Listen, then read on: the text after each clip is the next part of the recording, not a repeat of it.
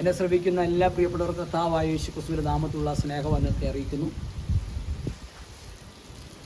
No പറയേണ്ടതായ 10 കാര്യങ്ങളാണ് ഞാൻ ഇന്നിവിടെ നിങ്ങളോട് ഷെയർ ചെയ്യാൻ പോകുന്നത്. ജീവിതം മുഴുവനും നിയന്ത്രിക്കുന്ന 2 വാക്കുകളാണ്. ഒന്ന് നമുക്കറിയാം, യെസ്, അതെ.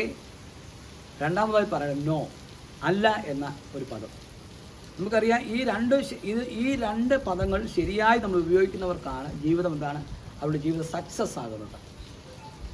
പ്രലോഭനങ്ങൾ, തെരഞ്ഞെടുപ്പുകൾ, ആവശ്യങ്ങൾ, ഇത്തരം വേളയിലാണ് നമ്മൾ ഈ 2 പദങ്ങൾ ഉപയോഗിക്കുന്നത്. ഏതൊക്കെയാണ്? ഒന്നെസ്സും നോയും ഉപയോഗിക്കുന്നത്. അപ്പോൾ ശരിയായ രീതിയിൽ നമ്മൾ ആ പദങ്ങൾ ഉപയോഗിക്കുകയാണെങ്കിൽ തീർച്ചയായിട്ടും നമ്മുടെ ജീവിതം സക്സസ് ആയി തീരുവാൻ റെഡിയായിത്തീരും. അപ്പോൾ നാം നോ പറയേണ്ടതായ 10 കാര്യങ്ങളുണ്ട്. അത് വേഗത്തിൽ പറയാൻ വേണ്ടി താല്പര്യപ്പെടുകയാണ്. ഒന്നാമതായി നമ്മൾ നോ പറയേണ്ടത് ലഹരി വസ്തുക്കളോട് നമ്മൾ നോ പറയണം. അനേകരെ ഇന്ന് നശിപ്പിച്ചുകൊണ്ടിരിക്കുന്ന ഒരു വസ്തുവാണ് ലഹരി എന്ന് പറയുന്നത്, അല്ലെങ്കിൽ ലഹരി എന്ന് പറയുന്ന സംഭവം എന്ന് പറയുന്നത്. അപ്പം ലഹരി ഉപയോഗിച്ചിട്ട് ആരും അവരുടെ ജീവിതത്തിൽ വിജയിച്ചവരില്ല. അവരെല്ലാം പരാജയപ്പെട്ടു പോയിട്ടുള്ളവരുള്ളൂ. മാത്രമല്ല അവരൊക്കെ അവർ ജീവിതം അവസാനിപ്പിച്ച് നമുക്ക് കാണുവാൻ കഴിയുന്നുണ്ട്. അപ്പോൾ ഒന്നാമതായി നമ്മൾ നോ പറയേണ്ടത് ലഹരി വസ്തുക്കളോട് നമ്മൾ നോ പറയണം. രണ്ടാമതായി നമ്മൾ പറയേണ്ടത് വിവാഹത്തിന് മുമ്പുള്ള ലൈംഗികത എന്ന് പറയുന്ന ആ വിഷയത്തോട് നമ്മൾ നോ പറയേണ്ടത് ആവശ്യമാണ്. സുഹൃത്ത് ബന്ധങ്ങളിൽ പങ്കിടേണ്ടതല്ല സുഹൃത്ത് ബന്ധങ്ങളിൽ പങ്കിടേണ്ടതല്ല ലൈംഗികത എന്ന് പറയുന്നത്. നോക്കുക, അങ്ങനെയുള്ള ചിന്തകളും അങ്ങനെയുള്ള പെരുമാറ്റങ്ങളൊക്കെ നമ്മൾ ആ വിഷയത്തിലൊക്കെ നമ്മൾ നോ പറയേണ്ടത് ആവശ്യമാണ്. നമ്മൾ പത്രമെടുത്ത് നോക്കിയാൽ ഒരുപാട് സംഭവങ്ങൾ നമുക്ക് കാണുവാൻ കഴിയും. TV തുറന്നാലൊക്കെ അങ്ങനെയുള്ള സംഭവങ്ങളാണ് നമ്മൾ കേട്ടുകൊണ്ടിരിക്കുന്നത്. അപ്പോൾ അങ്ങനെയുള്ള വിഷയങ്ങളോട് നമ്മൾ നോ പറയേണ്ടതാണ്. മൂന്നാമതായി പറയുന്നത് അശ്ലീല വാക്കുകളോട് നമ്മൾ നോ പറയണം. നമുക്കറിയാം, അങ്ങനെയുള്ള പദങ്ങൾ, അങ്ങനെ ചൊവ്വയുള്ള കാര്യങ്ങൾ, അല്ലേ? മാത്രമല്ല വീഡിയോകൾ, ഗെയിമുകൾ, അതുപോലെ തന്നെ അശ്ലീല പുസ്തകങ്ങൾ, അതിനോടൊക്കെ നമ്മൾ നോ പറയണം. നാലാമതായി പറയുന്ന കാര്യമാണ് തെറ്റായി നയിക്കുന്ന സുഹൃത്തുക്കളോട് നമ്മൾ നോ പറയണം. നമുക്കറിയാം, തെറ്റായി അല്ലെങ്കിൽ തെറ്റായി പോകുന്ന ഒരുപാട് സുഹൃത്തുക്കൾ നമ്മുടെ ഇടയിലുണ്ട്. അവർ പറയുന്ന മുഴുവൻ തെറ്റായുള്ള കാര്യമാണ്. അപ്പോൾ നമ്മൾ രണ്ടാമത് ചെയ്യുന്ന കാര്യം എന്താ? തെറ്റായുള്ള സുഹൃത്തുക്കളോട് നമ്മൾ നോ പറയണം. നല്ല സുഹൃത്തുക്കളെ നമ്മൾ തിരഞ്ഞെടുക്കണം. അപ്പോൾ നമുക്കറിയാം അവരുടെ പെരുമാറ്റവും അവരുടെ പ്രവർത്തന രീതിയിലൊക്കെ എങ്ങനെ നമുക്കറിയാം അവർ തെറ്റിലേക്കാണ് നമ്മൾ കൊണ്ടുപോകുന്നത്. എങ്ങനെയാണ് കള്ളം പറയാൻ വേണ്ടിയും മോഷ്ടിക്കാൻ വേണ്ടിയും അതുപോലെ തന്നെ അങ്ങനെയുള്ള കാര്യങ്ങളൊക്കെ ചെയ്യിക്കാൻ വേണ്ടിയാണ് തെറ്റായ സുഹൃത്തുക്കളൊക്കെ കൂടി വരുന്നാൽ ആ സുഹൃത്തുക്കളോട് നമ്മൾ നോ പറയണം. അഞ്ചാമതായി പറയുന്ന കാര്യമാണ് അസത്യങ്ങളോട് നമ്മൾ നോ പറയണം. അസത്യങ്ങളോട് നമ്മൾ നോ പറയണം. കള്ളം പറയുന്ന സ്വഭാവം നമുക്കറിയാം മലയാളിയുടെ ജീവിതത്തിൽ ഒരു ഭാഗമായി കഴിഞ്ഞിരിക്കുക. എന്നാൽ വിദേശ രാജ്യങ്ങളിലൊക്കെ കള്ളം പറഞ്ഞു കഴിഞ്ഞാൽ അത് വലിയ ശിക്ഷാർഹമാണ്. അപ്പോൾ നമ്മൾ തീർച്ചയായിട്ടും ബൈബിൾ പറയുന്നുണ്ട്, ഒരു വാക്കുപോലും അസത്യം പറയരുത്, കള്ളം പറയരുതെന്ന് ബൈബിൾ കൃത്യമായി പഠിപ്പിക്കുന്നുണ്ട്. അപ്പോൾ അഞ്ചാമതായി പറയുന്ന കാര്യമാണ് അസത്യങ്ങളോട് നമ്മൾ നോ പറയണം. ആറാമതായി പറയുന്ന കാര്യമാണ് മടിയോടും അലസതയോടും നോ പറയണം. മടിയോടും അലസതയോടും നമ്മൾ നോ പറയണം. ഇന്ന് ചെയ്യേണ്ട കാര്യങ്ങൾ ഇന്ന് ചെയ്യണം, നാളെ ചെയ്യാം. അത് മാറ്റി വെക്കുന്ന മടിയാണ്, അലസതയാണ്. അങ്ങനെ ചെയ്യുന്നപ്പോൾ നമുക്കൊരു കൃത്യനിഷ്ഠതയില്ല, ജീവിതത്തിൽ കൃത്യനിഷ്ഠത ഇല്ലാതെ മാറും.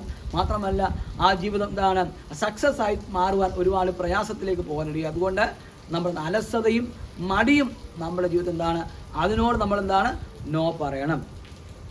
ഏഴാമതായി പറയുകയാണ് അടിമത്തങ്ങളോടും ദുർശീലങ്ങളോടും നമ്മൾ നോ പറയും. അടിമത്തങ്ങളോടും ദുർശീലങ്ങളോടും നമ്മൾ നോ പറയും. എന്താണ് അടിമത്തം എന്ന് പറയുന്നത്? ഒരു വ്യക്തി 21 ദിവസം ഒരു കാര്യം തന്നെ ചെയ്തുകൊണ്ടിരുന്നു കഴിഞ്ഞാൽ അദ്ദേഹം അതിന് അടിമയായി തീരും. അപ്പോൾ TV കാണുന്നതും മൊബൈൽ കാണുന്നതും അങ്ങനെയുള്ള മറ്റ് അഡിക്ഷനായി, അപ്പോൾ 21 ദിവസം തുറമാനമായിട്ട് ഇങ്ങനെ കണ്ടുകൊണ്ടിരുന്നു കഴിഞ്ഞാൽ ആ പ്രവൃത്തി ചെയ്തുകൊണ്ടിരുന്നാൽ എന്താ സംഭവിക്കുന്നത് അറിയാമോ? അദ്ദേഹം അതിന് അടിമയായി തീരും എന്ന് നമുക്ക് കാണുവാൻ കഴിയുന്നുണ്ട്. അപ്പോൾ അങ്ങനെയെങ്കിൽ അങ്ങനെയുള്ള അടിമത്തത്തോടും ദുർശീലങ്ങളോടും നമ്മൾ നോ പറയണം. അപ്പോൾ എന്തൊക്കെയാണ്?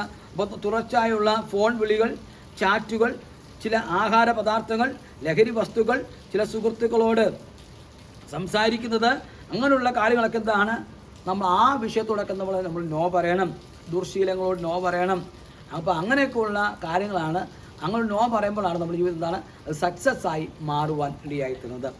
എട്ടാമതായി പറയുകയാണ് അഹങ്കാര ഭാവം നമ്മുടെ ജീവിതത്തിൽ ഉണ്ടാകരുത്. അഹങ്കാരത്തോട് നമ്മൾ നോ പറയണം, താഴ്മയുള്ളവരായിരിക്കണം. അപ്പോൾ നമുക്കറിയാം അഹങ്കാര ഭാവത്തോട് സംസാരിക്കുമ്പോൾ അതൊക്കെ ആ ജീവിതത്തിൽ വലിയ പ്രയാസത്തിലേക്ക് പോകും. അപ്പോൾ നമ്മുടെ ജീവിതത്തിൽ എന്താണ് ഒരു താഴ്മയുടെ സ്വഭാവത്തിലേക്ക് നമ്മൾ പോകേണ്ടത് അത്യാവശ്യമാണ്. അപ്പം അഹങ്കാര സ്വഭാവം നമ്മുടെ ജീവിതത്തിൽ വരുമ്പോൾ അതിനോട് നമ്മൾ നോ, അങ്ങനെ ചിന്ത നമ്മൾ ഭരിക്കുമ്പോൾ അതിനോട് നമ്മൾ നോ പറയണം. അഹങ്കാര സ്വഭാവം കടന്നു വരുമ്പോഴാണ് നമ്മൾ നോ പറയണം.